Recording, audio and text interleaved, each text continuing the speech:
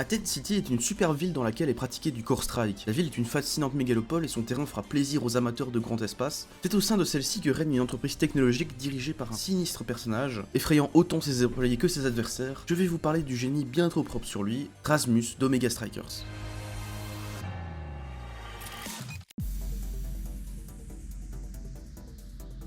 Rasmus a eu une enfance idéale au premier abord, étant le fils de la directrice de la plus grande entreprise technologique d'Athènes City, Clarion Corp. Cette entreprise était devenue le pilier dans le changement de leur société par l'étude et l'utilisation de l'énergie Oméga dans différents appareils. Énergie contenue également dans le noyau lui-même, ce qui vous sert de balle lors de vos parties. Rasmus avait beau profiter de privilèges dus à son statut, sa génétique fit de lui un être frêle et maigrichon. Et il avait beau adorer le Course-Strike, sa mère inquiète pour lui interdisait d'y jouer. Pour autant, Rasmus sortait en cachette pour quand même y jouer.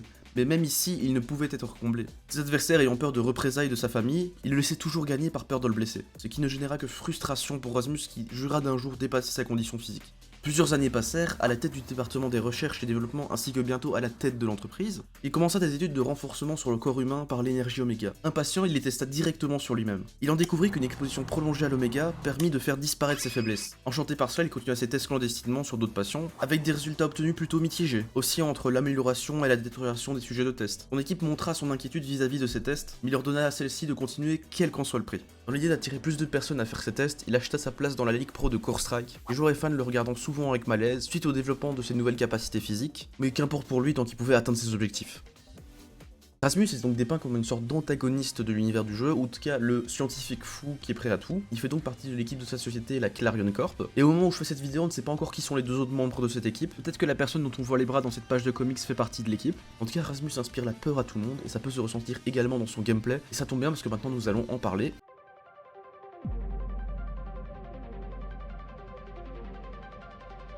La principale, balancement de pendule, Rasmus utilise son Kusarigama en fouettant dans une direction. À portée maximale, la zone d'impact est plus grande et inflige plus de dégâts. Cette compétence est son meilleur outil pour faire des éjections et des dégâts ciblés, mais attention à toujours toucher avec la portée maximale pour un maximum d'effet. En plus de pouvoir éjecter et blesser les adversaires, elle permet également de frapper la balle à plus longue portée que votre portée de frappe. Et si vous arrivez à frapper la balle en même temps que votre adversaire, souvent il ne pourra pas réagir et devra laisser passer la balle. Petit détail, faites attention aux améliorations qui augmentent la taille de Rasmus, parce que ça allonge également la portée de son coup, mais du coup décale la portée maximale. Donc vous devrez taper de plus loin si vous voulez toucher la portée maximale. Sa secondaire, coup de fouet. Rasmus gagne de la vitesse pendant un instant. Durant ce boost, il peut réutiliser la compétence pour infliger des dégâts légers autour de lui. Au-delà de vous aider à vous replacer plus vite, cette compétence vous permet également de gagner vos 1v1, car vous pourrez rapidement refrapper la balle après une frappe normale grâce à celle-ci. L'attaque ouvre une assez grande zone autour de vous et est plutôt facile à toucher en général. L'attaque étant légère, elle n'éjecte pas les adversaires non déséquilibrés, mais permet quand même de facilement cumuler des dégâts sur plusieurs personnes ou en même temps. Et maintenant sa spéciale, contact mortel.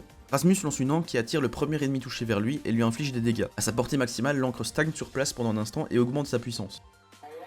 Donc cette attaque a énormément de potentiel et d'utilisation possible, mais elle est quand même assez dure à utiliser. Les utilisations les plus simples sont de s'en servir pour couvrir une zone où un adversaire va frapper, ou décaler une personne en position de toucher la balle pour l'empêcher de la frapper. Une des techniques les plus connues avec Rasmus est de le prendre sur Emise Up, car le petit trou au milieu permet à Rasmus de facilement éjecter des gens même avec tout leur déséquilibre en les attirant dedans. Au-delà de ça, l'attaque est quand même très forte pour éjecter n'importe quel ennemi à partir du moment où il est déséquilibré. Vous pouvez également vous servir pour faire des passes à vous-même, en faisant des feintes de passe vers un allié puis la reprenant directement. Également, vous pouvez vous placer directement sur le goal ou sur la barrière adverse et essayer d'attirer la balle vers vous parce qu'elle va direct venir vers le goal du coup. Et c'est tout pour les compétences. Bon, malheureusement pour Rasmus, il n'a pas d'amélioration qui corresponde à son design dans le jeu. Par contre, la map d'Athènes City est la map qui se passe dans la ville où se trouve sa société. Et au niveau de ses scènes, on voit qu'il est assez intéressé par les personnes aux connaissances et pouvoirs étranges, montrant qu'il les étudie un peu et que c'est pour ça qu'il observe le Core Strike. Donc, par exemple, on a Hera. Hera, magnificent.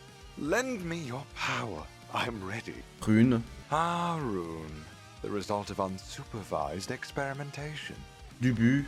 Dubu, surely your evolution is due to Omegan. Atlas. For your tech atlas, I'd pay handsomely. Rasmus est un personnage assez énigmatique, bien qu'il remplit pas mal de clichés du scientifique sans scrupules. En tout cas, il est très amusant à jouer et j'ai personnellement hâte d'en savoir un peu plus sur lui. Probablement le jour où on verra les autres membres de son équipe. Sur ce, n'hésitez pas à vous abonner et à me proposer le prochain personnage en commentaire. Moi je vous dis à la prochaine, salut!